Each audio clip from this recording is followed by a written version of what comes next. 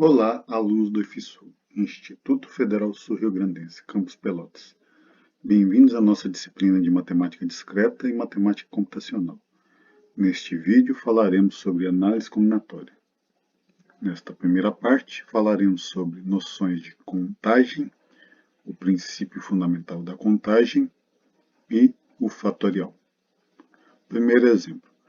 De quantas maneiras diferentes podemos pedir uma refeição, sendo que há 2 opções para a entrada e 3 opções para o prato principal. O prato de entrada nós estamos identificando como E1 e E2. Os pratos principais estamos identificando como P1, P2 e P3. Então podemos aqui montar, por exemplo, a árvore de possibilidades. Por exemplo, podemos ter o prato de entrada E1, combinando com os pratos principais P1, P2 e P3. Da mesma forma, podemos ter o prato de entrada E2 e combinarmos com os outros pratos principais. E aí nós vamos ter no total 6 maneiras de pedir uma refeição. Ok? Então, na verdade, isso aqui, esse resultado simplesmente o produto do número de opções de entrada vezes o número de opções para o prato principal. No exemplo 2, se tivéssemos, por exemplo, 3 opções de entrada, 5 opções para o prato principal e 4 opções para a sobremesa, então a gente raciocina da mesma maneira, né? A gente pega o número de opções de entrada vezes o número de opções do prato principal vezes as opções de sobremesa. E aí teremos num total de 60 maneiras de pedir uma refeição. No próximo exemplo, queremos descobrir quantos números de 3 algarismos distintos podemos formar, usando os algarismos 3, 4, 5 e 6. Então, temos que organizar a contagem. Ok? Então, queremos número de 3 algarismos. Esses algarismos vão ter centena, dezena e unidade. Ok? Os números à nossa disposição são, os algarismos à nossa disposição são 4. O número 3, o 4, 5 e o 6. São esses algarismos aí. Tá? Então, eu quero descobrir quantas escolhas eu tenho que fazer para a centena, para a dezena e para a unidade. Tá? Então, listando aqui alguns números para a gente ter uma ideia. Ó. Sempre lembrando que esses números têm que ter algarismos distintos. Ó. 3, 4, 5, 3, 4, 6, 3, 5, 4, 3, 5, 6, 3, 6, 4, 3, 6, 5, 4, 3, 5 e assim por diante. Então, são números desse tipo que a gente quer formar. A gente quer saber o total de quantos números desse tipo a gente quer formar. Então, a gente pode organizar. Ó. Na centena, podemos ter o quê? 4 escolhas entre os algarismos dados. Feita a primeira escolha na centena, dos 4 menos 1 da primeira escolha da centena, sobram 3. E para a unidade, dos 4 das 2 escolhas que eu fiz para a centena e dezena, sobram 2 escolhas. Então, o produto, 4 vezes 3 vezes 2, que dá um total de 24.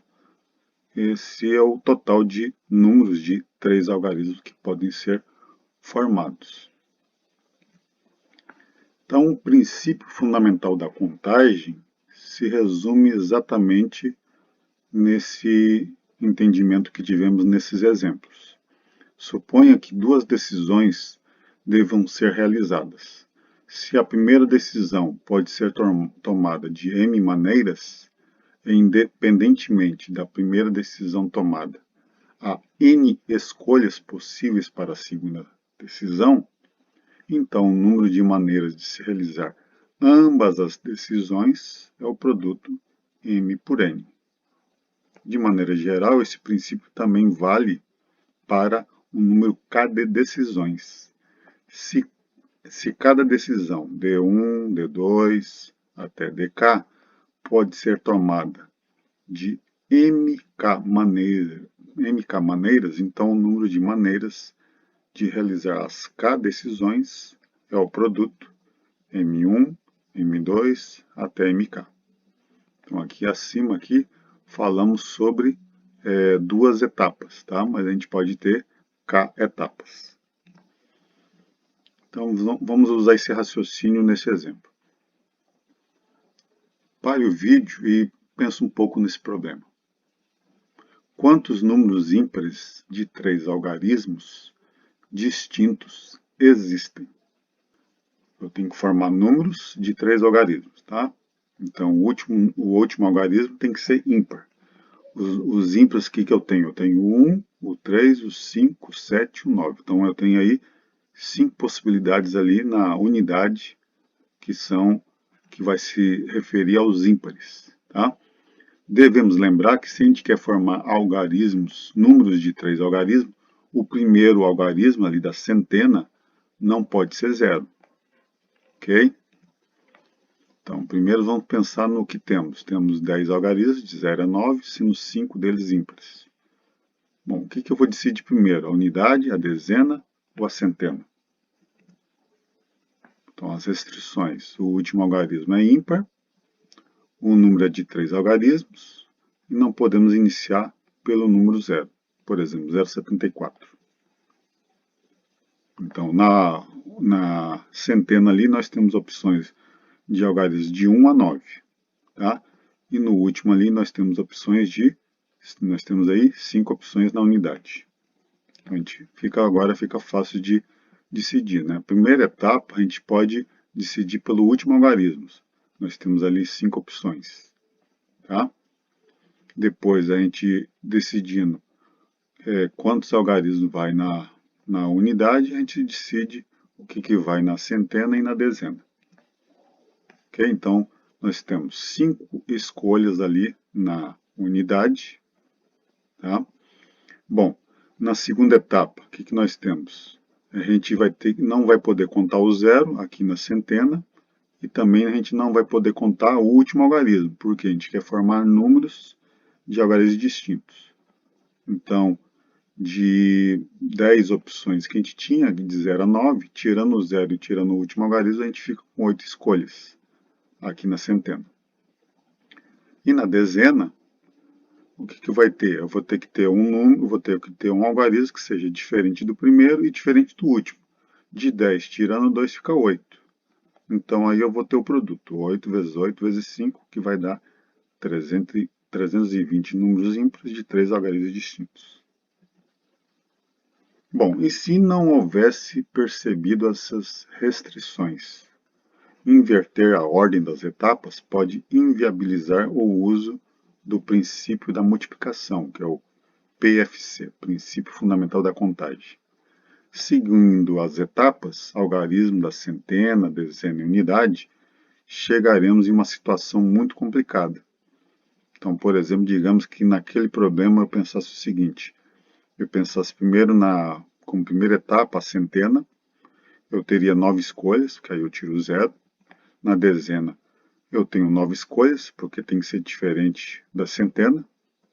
Mas a unidade a gente vai ter um impasse, porque se eu escolho algum algarismo ímpar na centena e dezena, né, ou não escolho, isso vai ser contabilizado ou não na unidade. Então a unidade aqui vai depender da escolha do algarismo que eu realizo nas etapas anteriores, tanto da centena quanto da dezena. Tá? Então a gente vai ter um impasse aí e a gente vai acabar chegando num resultado que não vai coincidir com o resultado que a gente chegou antes, que é 320. Tá? Então uma forma que a gente pode pensar é como organizar essa contagem. Primeiro, escrever as decisões que desejo tomar. Segundo, organizar a contagem em etapas. Iniciar pela etapa mais restritiva. E terceiro, efetuar a contagem e checar as respostas. Sempre fazer perguntas do tipo, contei algo mais de uma vez? Deixei de contar algo? O último assunto aqui desse vídeo é fatorial. Tá? Esse fatorial a gente vai usar quando a gente vai estudar no próximo vídeo arranjo, permutação e combinação. Tá? Então, sendo m um número inteiro não negativo, definimos fatorial de m por meio da relação. Então, m exclamação, a gente chama m fatorial, que é o produto de m por m menos 1 por m menos 2 até o número 1. Então, veja que a multiplicação vai decrescendo. Tá? Por exemplo, 5 fatorial, o que é? 5 vezes 4, vezes 3, vezes 2, vezes 1. Eu faço o produto, nesse caso aqui, 5 fatorial vai dar 120. Tá? Dois casos especiais. 0 fatorial e 1 fatorial, o resultado é igual, é o número 1. 0 fatorial é igual a 1, 1 fatorial é igual a 1. O 5 fatorial, em alguns casos, a gente vai ver na frente, que é preferível escrever 5 fatorial como sendo 5 vezes 4 fatorial, tá? Ou podemos escrever 5 fatorial como sendo 5 vezes 4 vezes 3 fatorial. Ok? Podemos ter outras formas de escrever o 5 fatorial, mas aí vai depender do exercício que a gente vai realizar. Tá? Então, m fatorial podemos escrever como m vezes m menos 1 fatorial, ou m vezes m menos 1 vezes m menos 2 fatorial. Isso aqui pode continuar esse decrescimento aqui, tá? Mas aí vai depender do exercício que a gente vai resolver. Por exemplo, 7 fatorial vezes 4 fatorial. Quem é o maior? O maior é o de cima, 7 fatorial. O que a gente pode fazer? A gente pode abrir o 7 fatorial até chegar no 4 fatorial. Então a gente abre, ó, 7 vezes 6 vezes 5 vezes 4 fatorial. Aí para aí. O que pode ser feito? Simplifico o 4 fatorial com 4 fatorial e aí eu vou ficar com 7 vezes 6 vezes 5, que vai dar no total de 210. Então veja que eu abri o maior até chegar no número mais próximo ali do fatorial, para poder realizar a simplificação. Neste exemplo aqui, da mesma forma, o maior é 13 fatorial, o número mais próximo é 10 fatorial. Então, abro o 13 fatorial até chegar no 10 fatorial, simplifico 10 fatorial com 10 fatorial, o 3 fatorial é 3 vezes 2, substitui por 6. Neste outro caso, simplifiquei o 12 com 6, dá 2. Então, dá 2 vezes 11, que dá 22. 22 vezes 13, que vai dar 286. Neste último caso aqui, já não tenho números, né? Eu tenho m menos 1 fatorial, m menos 3 fatorial. Se tu perceber, o anterior a m menos 1 é m menos 2. O anterior a m menos 2 é m menos 3. Então, o maior é m menos 1. Eu abro m menos 1 fatorial até chegar no m menos 3 fatorial. É o que foi feito aqui no numerador. Simplifico o m menos 3 fatorial e chego no produto m menos 1 vezes m menos 2. Aqui eu não realizei o produto, mas se quisesse, você faria o produto m por m por menos 2, menos 1 por m, menos 1 por menos 2. Mas aqui não há necessidade. E por aqui encerramos a aula de análise combinatória, parte 1. E no próximo vídeo falaremos sobre permutação, arranjo e combinação.